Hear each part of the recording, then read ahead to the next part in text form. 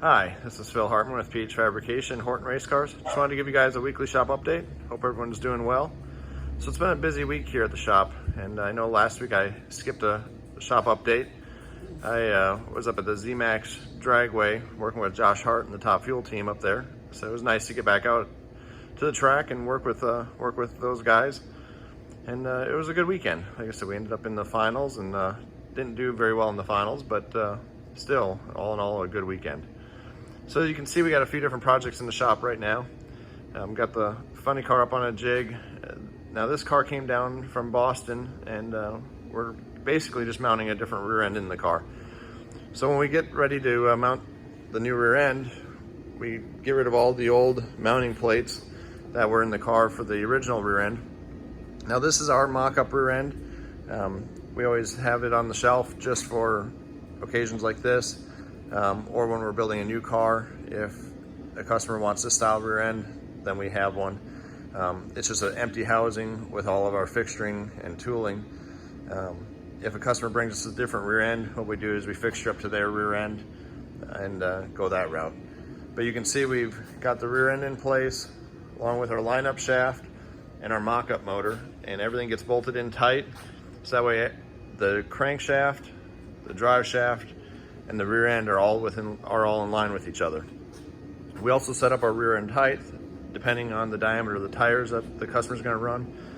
So like I said, everything's fixtured up right now on the car, and we'll start building new mounting plates that go here and get everything tied in. The customer brought us his original rear end plates, so that's what we're using. A lot of times if we're building a brand new car, we'll end up using strange plates, which are a little bit more lightweight.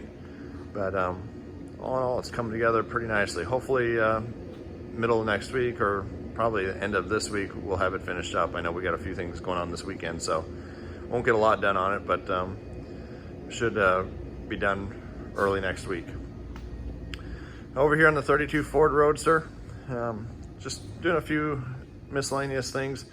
We're able to get a transmission cover in place, along with just a few different modifications to the steering. The customer wanted us to move it over a little bit, so we moved the steering. Had a few scratches to get out of the aluminum that were just kind of, they got in there when you're taking seats in and out. They can it's really easy to scratch the aluminum, so we were able to do a little metal finish on that and get the aluminum back looking good. Also added Zeus fasteners into the hood, so that way he can run it without the sides, and then he just Zeuses the hood into place. So you can see those are all in. Also had to make a steering column adapter. So this is the steering column support that the customer wanted to run. You can see over here on the table, this is the original mounting bracket, and when you put it up, it doesn't follow the angle of the dash to keep the steering wheel straight. So what we do is we made a new bracket that will follow the angle of the dash, and definitely turned out really nice. So got to get the seats mounted back into the car. So there's one seat over there. Also, we lowered the sides of the seats to make it easier to get in. You can kind of see on this one, just makes it easier for you to slide in, and definitely pretty happy with how everything turned out. Like I said, looking forward to getting this car back to the customer and letting him get started on it again. Over here, we've got a few projects going on. So last week we were able to, I know this rear end's upside down, but able to get the rear end finished up for the Ford Lightning. So all our 4-link brackets are mounted, and now since I got the rear end finished up, I can start fixturing off of that.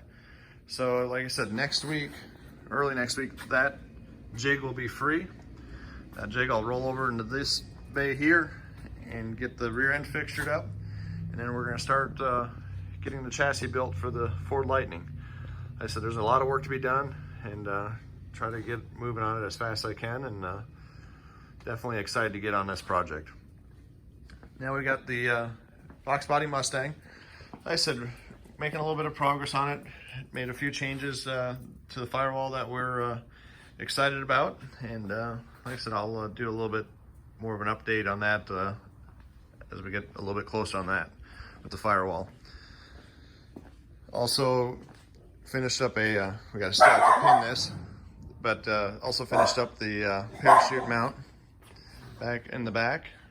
And over here in the far bay, we've got a Mach 1 Mustang, 1969 Mach 1.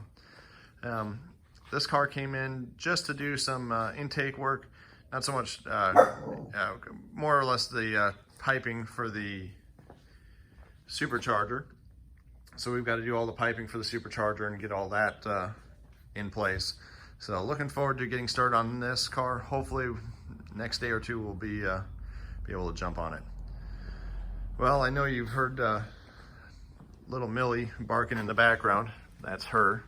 She's kind of our shop dog that comes with me to work every morning.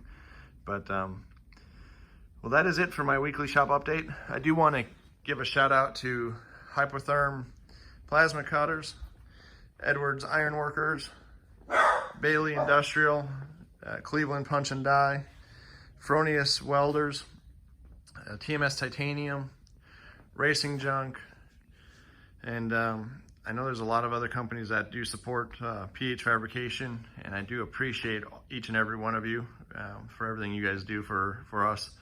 Like I said, you guys definitely make my life a lot easier when it comes to having great equipment and great materials to work with.